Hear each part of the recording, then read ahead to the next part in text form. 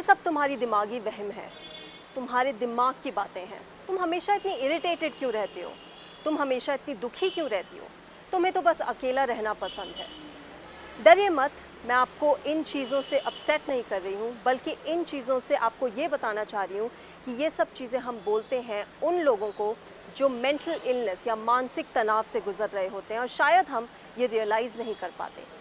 नमस्कार, स्वागत है आपका वाई फैक्टर में। मैं हूँ श्रेया उपाध्याय और आज हम बात करेंगे मेंटल इलनेस या मेंटल हेल्थ ऑफ यंगस्टर्स की।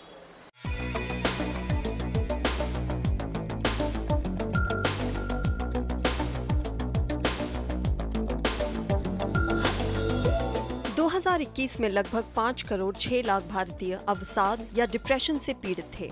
एक साल और एक महामारी के बाद संख्या में केवल बढ़ोतरी ही हुई है। विश्व स्तर पर विकलांगता के प्रमुख कारणों में से एक मानसिक बीमारियां हमारी सबसे महत्वपूर्ण सामूहिक चुनौतियों में से एक है। आज भी मानसिक स्वास्थ्य के रखरखाव को काफी हद तक अनदेखा किया जाता है।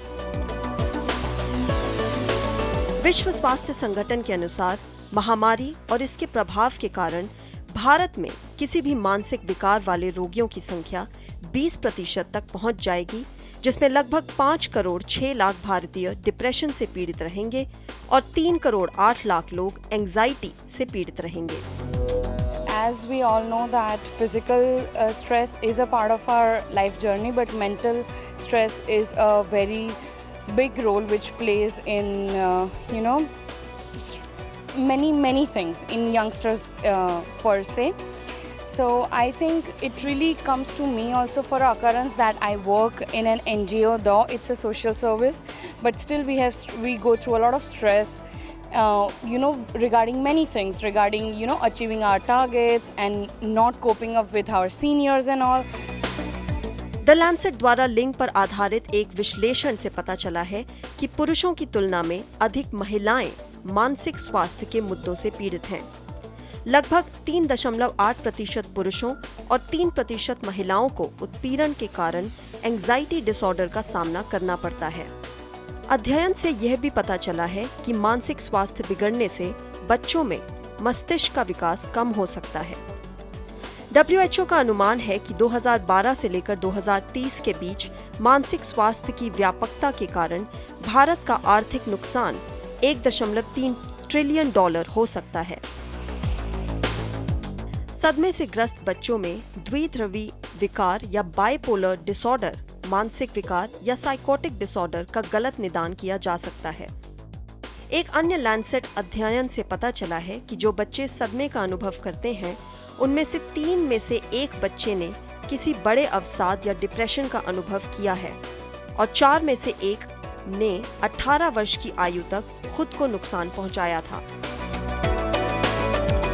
यह भी पाया गया है कि बचपन में सदमे के इतिहास वाले लोगों के बड़े होने पर शारीरिक दर्द का अनुभव होने की संभावना दोगुनी हो जाती है। पेट और पीठ के निचले हिस्से में दर्द, चिड़चिड़ापन, आंत्र सिंड्रोम या इरिटेबल बाउल सिंड्रोम और माइग्रेन का लक्षण भी पाया जाता है। आजकल के पेरेंट्स क्या है, हर किसी की बात नहीं कर रहे, बट 90% जो पेरेंट्स होते हैं वो ही देखते हैं कि सक्सेस बंदा जो कर रहा है वही मेरा बच्चा करना चाहिए। स्ट्रेस को कुछ लोग क्या सिगरेट में, स्मोकिंग में चालू कर देते हैं, या फिर कुछ लोग जो ड्रिंक करना स्टार्ट कर देते हैं। कुछ लोग क्या होता है कि भाई इधर से उधर दोबारा पढ़ना स्टार्ट कर दिया, नॉर्मल जॉब देखनी स्टार्ट कर दी। मानसिक स्वास्थ्य के क्षेत्र में दुनिया भर में कर्मचारियों की भी कमी है। आइए आज बात करते हैं मेंटल हेल्थ की। क्या होता है mental illness, deterioration of mental health क्यों होता है और इसके सॉल्यूशंस क्या हैं। आज हम आए हैं एम्स में, जहां पर हम बात करेंगे डॉक्टर यतनपाल बलहारा से, जो साइकाइट्री डिपार्टमेंट में प्रोफेसर हैं। डॉक्टर बलहारा, सबसे पहले सबसे बेसिक क्वेश्चन, मेंटल इलनेस क्या होता है? मेंटल हेल्थ का मतलब क्या एब्सेंस ऑफ मेंटल इलनेस होता है? देखिए, मानसिक स्वास्थ्य का पूरा डिस्क्रिप्शन की अगर हम बात करें तो उसमें बीमारी का ना होना, मानसिक बीमारी का ना होना, उसका सिर्फ एक पहलू है। मानसिक स्वास्थ्य को अगर हम पूरे परिप्रेक्ष्य में देखें तो उसके 2 भाग हैं। पहला भाग कि एक व्यक्ति को मानसिक बीमारी नहीं है और दूसरा उसका मानसिक स्वास्थ्य पॉजिटिव हेल्थ की ओर बढ़ रहा है। तो मेंटल हेल्थ एंड वेलबींग का मतलब है ए, बीमारी ना होना, और बी, पॉजिटिव मेंटल हेल्थ का होना। मेंटल हेल्थ की बात करें डॉक्टर तो एक स्टेज होता है आइडेंटिफिकेशन का, एक होता है acceptance, and then of course we go towards the healing और ट्रीटमेंट पार्ट पे जाते हैं हम। हमें समझाइए कि क्या डिफरेंट स्टेजेस होती हैं आइडेंटिफाई करने के लिए और ट्रीटमेंट की तरफ जाने के लिए। जब भी किसी व्यक्ति में कोई मानसिक विकार या कोई मानसिक बीमारी आती है तो किसी भी और बीमारी की तरह उसके लक्षण होते हैं। हमें यह दिखाई देने लगता है कि जो हमारा स्वाभाविक व्यवहार था या स्वाभाविक विचार थे या जो हमारा मानसिक स्तर था उसमें अब बदलाव आने लगा है। हमारा मूड या जो हमारा फीलिंग्स हैं या इमोशंस हैं वो पहले की तरह नहीं हैं, और उनमें जो बदलाव हैं वो हमारे आसपास के वातावरण के चेंज होने के बावजूद उनमें बदलाव नहीं आ रहा है। उदाहरण के तौर पर अगर हम डिप्रेशन की बात करें तो जब डिप्रेशन के व्यक्ति में डिप्रेशन की बीमारी आती है तो उसका मन उदास रहने लगता है और वो उदासी लगभग सारा दिन रहती है और ऐसा कई दिनों तक चलता है। उसके साथ साथ हमारे विचार बदलने लगते हैं, वो विचार पहले की तरह ना होकर उनमें नेगेटिविटी आ सकती है। हमारा जो व्यवहार है, हमारा जो एक्टिविटी लेवल है वो घट सकता है या बढ़ सकता है। हमारी नींद, हमारी भूख पर भी इसका असर पड़ सकता है। इसके अलावा कुछ मानसिक बीमारियों में हमारे विचारों में इस प्रकार का बदलाव आता है कि जो रियलिटी से जुड़ाव जिसमें समाप्त हो जाता है, जिसे हम इंसाइट का या अवेयरनेस का लैक कहते हैं। हमारी जजमेंट इम्पेयर्ड हो जाती है, हम सही तरह के फैसले नहीं ले पाते हैं। उसके अलावा कुछ मानसिक बीमारियां ऐसी हैं जिसमें हम नशीले पदार्थों का उपयोग करने लगते हैं, और वो उपयोग इस प्रकार से करते हैं, इस तरीके से करते हैं कि उस पर जो हमारा कंट्रोल है वो चला जाता है। उसके अलावा वो हमारे दैनिक जीवन का इतना महत्वपूर्ण भाग बन जाते हैं कि उसके दुष्प्रभाव के बावजूद हम उन्हें रोक नहीं पाते हैं। ये व्यवहार ड्रग्स या नशीले पदार्थ की फॉर्म में भी हो सकते हैं या बिहेवियरल एडिक्शंस जैसे कि gaming addiction, internet addiction, social media addiction की फॉर्म में भी हो सकते हैं। इसके अलावा कुछ ऐसी बीमारियां हैं जो किशोरों में या बचपन में दिखाई देती हैं जिन्हें हम एक्सटर्नलाइजिंग डिसऑर्डर कहते हैं, जैसे कि ADHD की बीमारी, जिसमें बच्चे का एक्टिविटी लेवल बढ़ जाता है, कंसंट्रेशन की क्षमता घट जाती है। तो जब ये बदलाव हमारे अंदर आने लगते हैं तो वो पहला संकेत है हमारे लिए कि शायद हमारा मानसिक स्वास्थ्य अब नेगेटिव दिशा की ओर बढ़ रहा है, शायद हमारे अंदर एक मानसिक बीमारी आ रही है। जब हम ये लक्षण पहचान लें उसके बाद हमें अगला कदम उठाने की ज़रूरत है। वो कदम है सही तरह की हेल्प खोजना। ओके, बच्चों और युवाओं में अगर मेंटल इलनेस की बात करें डॉक्टर तो एक बहुत कॉमन जो मेंटल इलनेस पाई जाती है वो है डिप्रेशन। बट आपके एक्सपीरियंस में आपने क्या देखा है, कॉमन सबसे ज़्यादा मेंटल इलनेस क्या है और आजकल भारत के युवाओं में सबसे ज़्यादा प्रेवलेंट क्या है? डिप्रेशन एक कॉमन साइकेट्रिक इलनेस है जो इस एज में देखी जाती है। इसके अतिरिक्त एंग्जाइटी डिसऑर्डर्स, जिसमें एक व्यक्ति को एंग्जाइटी ज़रूरत से ज़्यादा महसूस होती है, इस तरह से कि वो दिनचर्या पर नेगेटिव इफ़ेक्ट डालने लगती है। ये एंग्जाइटी किसी खास सिचुएशन में हो सकती है, किसी व्यक्ति विशेष से मिलने पर हो सकती है, किसी अनजाने खतरे को लेकर भी हो सकती है। तो एंग्जाइटी डिसऑर्डर्स भी बहुत कॉमन मानसिक बीमारी है आज के समय में। इसके अतिरिक्त इस आयु वर्ग में एडिक्शंस या जो नशीले पदार्थों का सेवन से संबंधित बीमारियां हैं वह भी काफ़ी कॉमन है। आज के परिप्रेक्ष्य में gaming addiction, mobile addiction, internet addiction ये भी एक बड़ी समस्या बन के सामने आ रहे हैं। और जैसा कि मैंने पहले कहा कि ADHD जिसमें चंचलता बढ़ जाती है बच्चों में, या कॉन्डक्ट डिसऑर्डर या ओपोजिशनल डिफाइंस डिसऑर्डर जिसमें बच्चे बड़ों का कहना नहीं मानते हैं या पलट कर जवाब देते हैं ज़रूरत से ज़्यादा, तो इस तरह की बीमारियां भी देखने में मिलती हैं। बच्चों का डॉक्टर स्कूल में एक बहुत कॉमन प्रॉब्लम होता है ग्रुपिज्म का, जहाँ पर दूसरे बच्चे एक बच्चे को आइसोलेट कर देते हैं और फिर वो बच्चा और परेशानियों से गुजरता है स्कूल में। ऐसे में बच्चा जब अपने पेरेंट्स को आके बताता है, पेरेंट्स को क्या बोलना चाहिए, क्या करना चाहिए उस सिचुएशन से डील करने के लिए? देखिए, पहली बात तो पेरेंट्स को ये ध्यान रखना ज़रूरी है कि इस स्थिति में उनको बच्चे की भावना को समझना ज़रूरी है। वो बच्चा जिस भावना को महसूस कर रहा है उसको नकारना सही रिस्पॉन्स नहीं है, या बच्चे को ये बोल देना कि शायद तुम ही में कोई कमी होगी कि तुम्हारे साथी तुम्हारे साथ नहीं रहना चाहते हैं, यह गलत है। यह मान लेना कि शायद उम्र के साथ ये ठीक हो जाएगा अपने आप ही, वो भी सही नहीं है। अब इस स्थिति में बच्चे के होने के कई कारण हो सकते हैं। ऐसा हो सकता है कि शायद बच्चे में एंग्जाइटी है जिसके चलते वो कंफर्टेबल नहीं है बाकी बच्चों के साथ घुलने मिलने में। ऐसा भी हो सकता है कि बाकी बच्चों में से कुछ बच्चे ऐसे हैं जो जानबूझकर इस बच्चे को बुली कर रहे हैं या उसे परेशान कर रहे हैं। तो जो फाइनल रिस्पॉन्स है वो इस बात पर निर्भर करता है कि इस ग्रुप से अलग रहने का कारण क्या है। बट इतना ज़रूरी है कि जब हम बड़े हो रहे होते हैं और उस आयु की अवस्था में यह बहुत ज़रूरी है कि हम अपने साथियों के साथ मिलकर गतिविधियों में भाग लें। तो अगर किसी भी बच्चे को ऐसे दौर से गुजरना पड़ रहा है तो उसको इम्पॉर्टेंटली एड्रेस करना ज़रूरी है, उसको समय रहते इंटरवीन करना ज़रूरी है।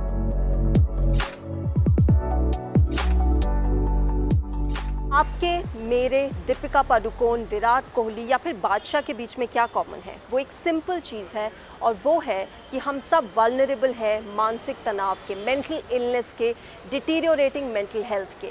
और यही चीज़ जब सेलिब्रिटीज़ आकर पब्लिक प्लेटफॉर्म्स पर शेयर करते हैं, अपनी स्टोरीज़ शेयर करते हैं, अपने एक्सपीरियंसेस शेयर करते हैं, तो लोगों में अवेयरनेस बढ़ती है and therefore treatment is encouraged.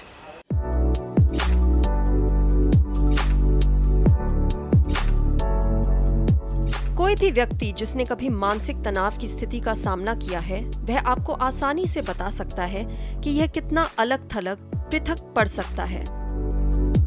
Panic attack से लेकर दर्दनाक सुन्नता तक मानसिक बीमारी के बारे में सामाजिक रूढ़ियां अक्सर लोगों को इलाज की तलाश करने से रोकती हैं।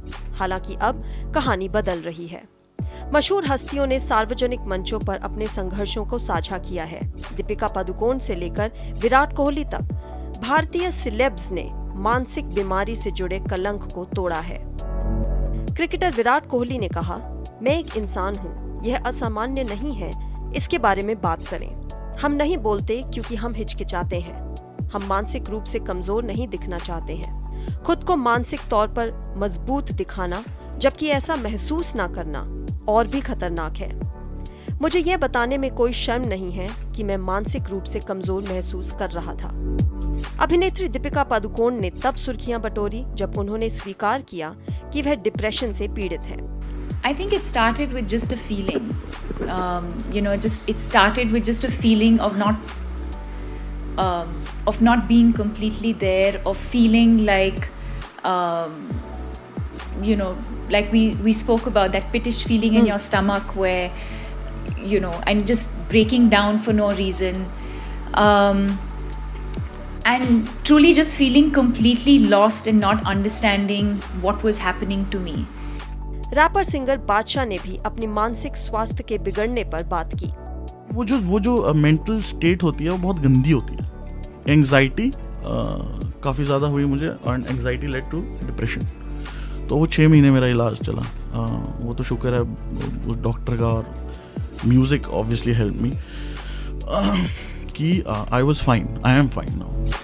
अभिनेत्री इलियाना डिक्रूज को बॉडी डिस्मॉर्फिया है, एक मानसिक स्थिति जिसमें व्यक्ति अपनी खामियों के बारे में सोचना बंद नहीं कर सकता।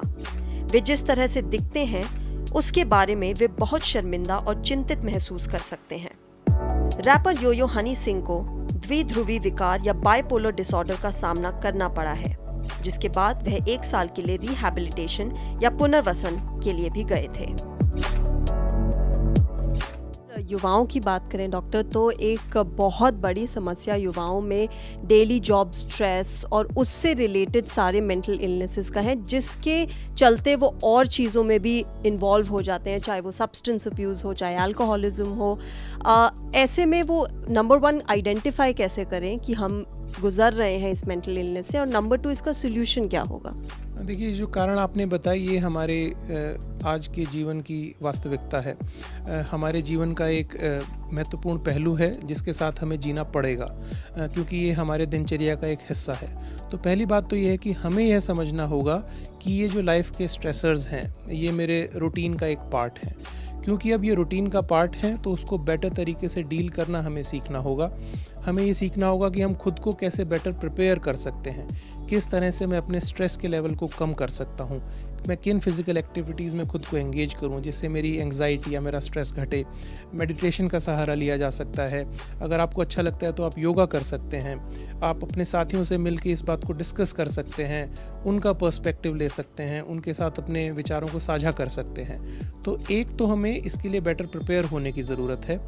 दूसरी बात यह भी सही है कि कुछ लोगों में ये जो स्ट्रेस हैं ये उनकी क्षमता से ज़्यादा होते हैं, जिसके चलते वो उनसे कोप नहीं कर पाते हैं।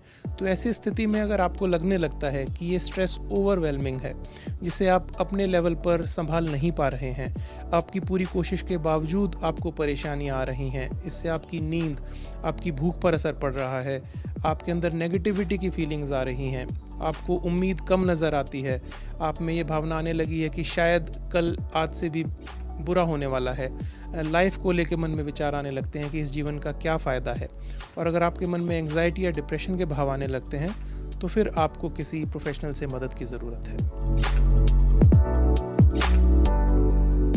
डॉक्टर, आजकल एक बहुत प्रेवलेंट है हसल कल्चर। युवाओं में स्पेशली देखा जाता है कि हसल कीजिए, if you have to achieve something तो हसल करके जाइए, बी ऑप्टिमिस्टिक। आपको लगता है कि ये वाली जो कल्चर है, हसल कल्चर, या हमेशा पॉजिटिव और ऑप्टिमिस्टिक रहना, ये भी कहीं ना कहीं प्रेशराइज करता है एक स्पेसिफिक माइंडसेट बना के रखने के लिए? देखिए, यह समझना ज़रूरी है कि कोई भी दो व्यक्ति एक समान नहीं होते हैं। तो जो एक अप्रोच एक पर्टिकुलर इंडिविजुअल के लिए काम करती है, ज़रूरी नहीं वह दूसरे के लिए भी काम करेगी। तो ऐसा हो सकता है कि कुछ लोग अपने टारगेट्स को लेकर बड़े अग्रेसिव हों, ऐसा हो सकता है कि कुछ लोगों को इससे मदद मिले कि they are always on the go, जो खुद को पुश करते रहें अपनी लिमिट्स के भी बियॉन्ड। कुछ लोगों में काम कर सकता है, लेकिन ज़रूरी नहीं कि सभी के लिए काम करेगा। तो हमारे लिए यह पहचानना ज़रूरी है कि मेरा अपना व्यक्तित्व क्या है और मेरे लिए कौन सा तरीका ज़्यादा कारगर साबित होने वाला है। सिर्फ इसलिए कि मेरे आसपास ऐसा हो रहा है मैं ऐसा करने लगूं, वो सही नहीं है। जीवन में आगे बढ़ने के कई तरीके हैं, लाइफ को जीने की बहुत सारी अप्रोच हैं और वो सभी रास्ते सक्सेसफुल हो सकते हैं। तो हमें खुद के लिए परफेक्ट मैच ढूंढने की ज़रूरत है कि मेरे लिए लाइफ में क्या सही अप्रोच है। डॉक्टर, क्या ये प्रॉब्लम अर्बन इंडिया और रूरल इंडिया में डिफरेंट है? क्या ये डिफरेंस देखा जाता है और ज़्यादा तादाद कहाँ पर है? देखिए, अगर हम एविडेंस की बात करें तो फ़र्क है। शहरी इलाकों के कंपैरिजन में ग्रामीण इलाकों में कुछ मानसिक विकार कम होते हैं, लेकिन ये ज़रूरी नहीं है कि ग्रामीण इलाकों में मानसिक विकार नहीं होते हैं। कुछ ऐसी बीमारियां भी हैं जो एविडेंस मिला है कि जो ग्रामीण क्षेत्रों में शायद ज़्यादा हो सकती हैं। तो ये डिपेंड करता है कि आप किस तरह के स्ट्रेस से गुज़र रहे हैं और एज एन इंडिविजुअल आपकी खुद की कोपिंग स्किल्स कैसी हैं। तो शहरी इलाकों में और ग्रामीण क्षेत्रों में दोनों जगह रहते हुए आपको स्ट्रेस हो सकता है, दोनों जगह रहते हुए ही आपको मानसिक बीमारियां भी हो सकती हैं। दोनों में से कोई भी आपको ना तो इम्यूनिटी प्रोवाइड करता है, ना ही पूरी तरह से आपको हर व्यक्ति दिखेगा कि वो परेशान ही है। तो हमें ये ध्यान रखना ज़रूरी है कि दोनों ही परिस्थितियों में मानसिक विकार आ सकते हैं। अब सॉल्यूशंस की ट्रीटमेंट की बात की जाए डॉक्टर, तो एक इंडिविजुअल लेवल पे होती है, एक परिवार के लेवल पे होती है, कम्युनिटी लेवल पे, और एक सरकार से जो आपको हेल्प मिलती है। एंड वी नो कि गवर्नमेंट ऑफ इंडिया ने नेशनल मेंटल हेल्थ प्रोग्राम भी की शुरुआत भी की और नेशनल टेली मेंटल हेल्थ की शुरुआत भी की। इस संदर्भ में कितना इम्पॉर्टेंट है इंडिविजुअल एक्शन से लेकर गवर्नमेंट एक्शन तक? आपने बहुत सही तरीके से इस बात को सामने रखा है। पहली बात तो ये है कि अपने खुद के स्वास्थ्य के लिए हम सबकी अपनी एक जिम्मेवारी है। तो हमें प्रयास हमेशा और हर रोज़ करना होगा कि कैसे हम अपने मानसिक स्वास्थ्य को पॉजिटिव डायरेक्शन में लेकर जाएं। इसका मतलब ये है कि हमें खुद का ध्यान रखना होगा, अपने शारीरिक और मानसिक स्वास्थ्य दोनों पर काम करना होगा। वो एक्टिविटीज़ जो हमें कंफर्ट देती हैं, वो एक्टिविटीज़ जो हमारे स्ट्रेस लेवल को कम करती हैं, हमें उनमें रेगुलरली एंगेज होना होगा। अपने लिए थोड़ा सा समय निकालना होगा, चाहे हमारे पास समय की कितनी भी कमी है, हमें अपने स्वास्थ्य पर काम करने के लिए दिन का कुछ समय खुद को देना होगा। ये आप अपने लेवल पर कर सकते हैं या अपने आसपास उन लोगों के साथ मिलकर कर सकते हैं जिनके साथ आप कंफर्टेबल फील करते हैं। परिवार का बहुत बड़ा रोल है, क्योंकि परिवार आपको अच्छे से जानता है, तो वो बहुत जल्दी ये पता लगा सकता है कि क्या आप में कोई बदलाव आ गया है या नहीं, जिसके चलते वो आपको बहुत समय रहते ये इन्फॉर्मेशन दे सकते हैं कि आपके अंदर वो बदलाव नोटिस कर रहे हैं, तो कहीं ये किसी तरह की मानसिक परेशानी का लक्षण तो नहीं है। परिवार यह मदद भी कर सकता है कि वे परिवार के उस सदस्य को सपोर्ट प्रदान करें। जब वो व्यक्ति स्ट्रेस से गुजर रहा है तो एक शॉक एब्जॉर्बर का काम करें उसके लिए। अगर ज़रूरत है तो सही तरह के मानसिक परामर्श के लिए किस तरह से उस व्यक्ति को सही इंडिविजुअल के पास लेकर जाया जाए, इसमें भी फैमिली रोल प्ले कर सकती है। और फाइनली अगर किसी को ट्रीटमेंट की ज़रूरत है तो फैमिली उस ट्रीटमेंट में भी एक भागीदार का रोल निभा सकती है। अगर हम सरकार की बात करें तो हमारे देश में नेशनल मेंटल हेल्थ प्रोग्राम कई सालों से चल रहा है और अभी recently tele mental health programme भी शुरू किया गया है। मेरी ओपिनियन में बहुत इम्पॉर्टेंट और बहुत सही कदम लिया गया है, क्योंकि अगर हम हमारे देश की बात करें तो अभी भी देश के बहुत से ऐसे क्षेत्र हैं जहां पर एक मनोचिकित्सक या एक मेंटल हेल्थ प्रोफेशनल मिलना अभी भी संभव नहीं है। तो अगर हम टेली हेल्थ के ज़रिए डिजिटल इंटरवेंशंस का इस्तेमाल करके देश के दूर दराज इलाकों में मानसिक स्वास्थ्य और परामर्श को ले जा पाएंगे तो बहुत सारे देशवासियों को इससे सहायता होगी। तो याद रखिए, it's okay to be not okay. सबसे पहले हमारे अंदर एक्सेप्टेंस और उसके बाद फैमिली सपोर्ट, कम्युनिटी सपोर्ट और फाइनली थेरेपिस्ट सपोर्ट। आज के लिए बाय फैक्टर में इतना ही, पर हम अगली बार एक नए टॉपिक के साथ आएंगे आपके लिए जो युवाओं से जुड़ा होगा। तब तक के लिए देखते रहिए डीडी न्यूज़।